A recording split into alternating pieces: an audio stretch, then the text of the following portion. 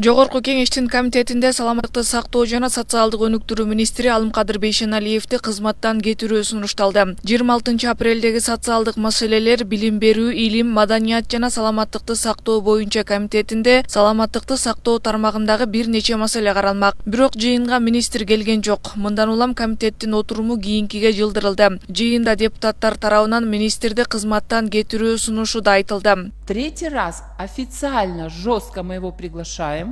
Он какие-то... Комитет расмий түрдө министрди 3 жолу чакырды. Бирок ал массалык маалымат каражаттары аркылуу жалган маалыматтарды таратып жүрөт. Андыктан комитет бүгүн жыйын өткөрбөшү керек. Бейшеналиевдин жоопкерчилигин парламенттин жалпы жыйынында карашыбыз керек. Я думаю, что мы не должны сейчас проводить комитет.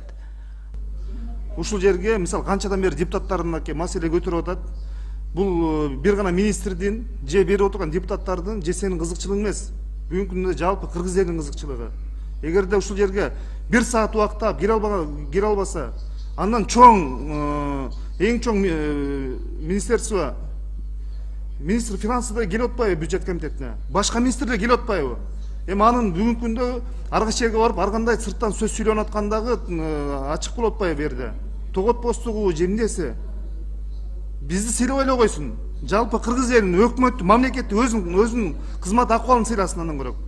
Комитеттин 19 апрелдеги отурумуна да министр келген эмес. Анда депутаттар уу коргошунга байланыштуу маселени карап, министрге ишеним көрсөтпөө сунушу көтөрүлгөн. Жыйында эл өкүлдөрү Бейшеналиевдин COVID-19 уу коргошун менен дарылоо сунушу анын кызмат ордуна ылайык келбейт деп өкмөткө сунуш жолдогон. Мындан сырткары министр Алымкадыр Бейшеналиевди уу коргошунга байланыштуу жоопко тартуу керектигин Ысык Көл облусунун прокурору Сыймык Жапыкеев да билдирген. Да, ошибкалар көп болуп кетти. Адилеттүүлүк менен айтыш керек. Корона тети эмеси ошибка жанакы. уу коргошун тигиндей мындай алда все это незаконное врачевание деп коет, мен прокурорский айтайын. Незаконное врачевание. Тети министрди иш козгош керек болчу анын боюнча.